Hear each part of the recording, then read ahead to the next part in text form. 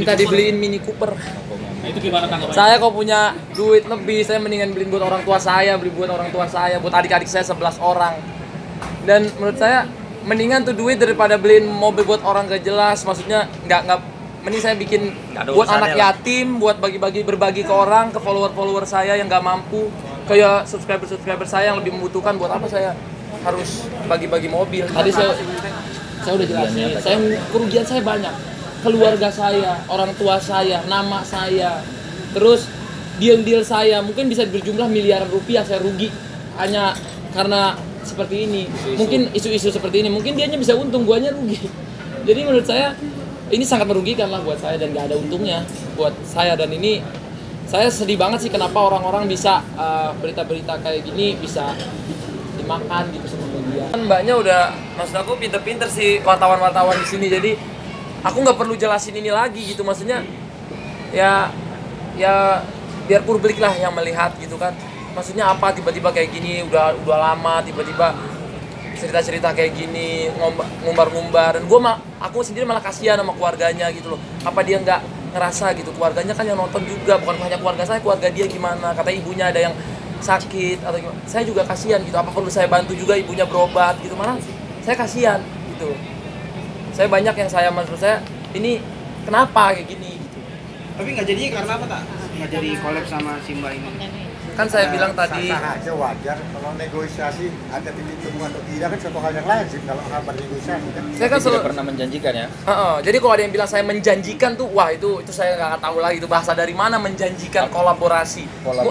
Apalagi branding. Iya, apalagi beritanya karena saya menjanjikan kolaborasi nggak jadi dia di media. Saya nggak ngerti menjanjikan apa, saya nggak tahu. Apalagi barang-barang yang lain menjanjikan. Tadi ada abang bilang mobil apa, aduh. Tas, saya juga bingung ini menjanjikan apa gitu loh. Dan kalau menurut saya kalau misalnya nggak jadi juga itu karena konsepnya belum dapat. Saya nggak apa-apa collab sama dia, tapi konsepnya apa nih? Bisa bermanfaat nggak? Atau bisa bagus nggak? Atau bisa menghibur penonton nggak? Dan bisa aman nggak ditonton anak-anak? Amnesia tuh gimana maksudnya? Lupa ingatan maksudnya. Maksudnya kan dia nggak nyebut nama saya. Iya. Kenapa saya harus ngerasa saya gitu loh? Ya. Kalau udah nyebut nama baru jelas gitu loh. Iya nggak? Iya nggak bang? Apa mungkin dia nyebut genderuwo atau nyebut saya? Kan saya nggak tahu. Ya, ada apa sih? Saya nggak tahu lagi. Jadi gini, di sini kita ingatkan juga untuk pihak-pihak lain yang mau menunggangin persoalan ini untuk berhati-hati karena tidak menutup kemungkinan kami akan langsung melakukan upaya hukum terkait isu-isu begitu yang dimana isu tersebut akan merugikan klien kami gitu loh. Yang satu saja ini sudah dampaknya luar biasa terhadap klien kami gitu loh.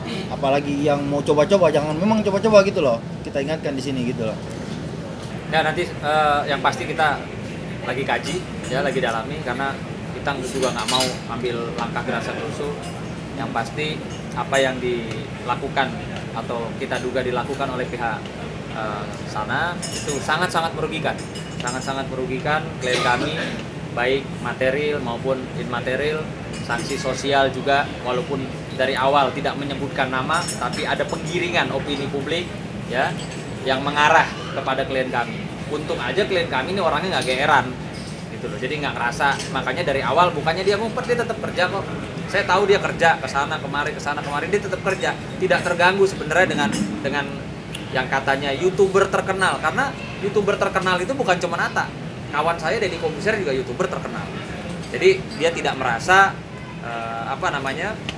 dirinya disebut gitu. Sehingga dia juga tidak terlalu menghiraukan. Saya bilang ada hal-hal yang bisa kami sampaikan, sharing sama teman-teman. Ada yang mungkin hal-hal yang belum kita bisa sampaikan. Ibaratnya harus tunggu tanggal mainnya. Ya, nanti setelah ada satu langkah konkret upaya hukum, ya nanti tentunya kita akan bagikan ke teman-teman.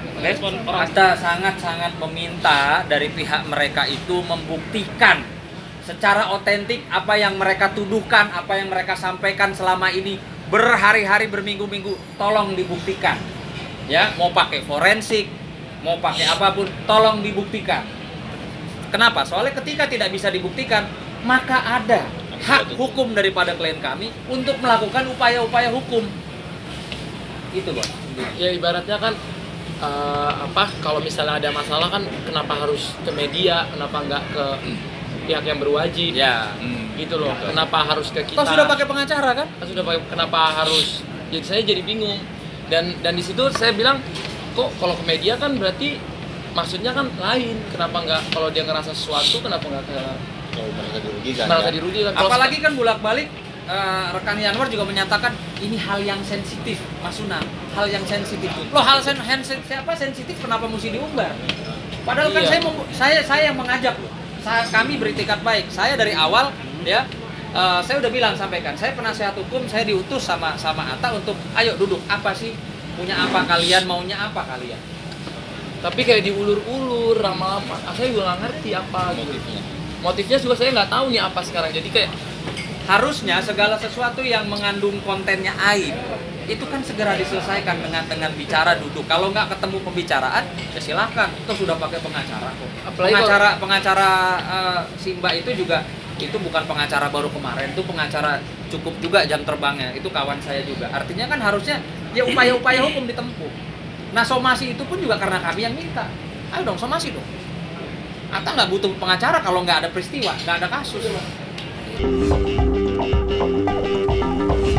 Alhamdulillah sih orang tua saya support, sangat support.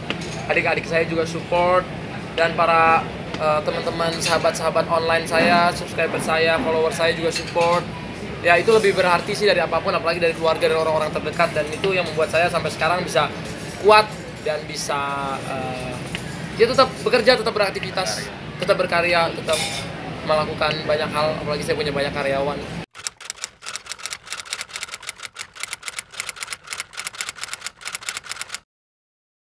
Jadi jangan lupa untuk subscribe Cumi Cumi. Ditekan ya tombol lonceng merahnya.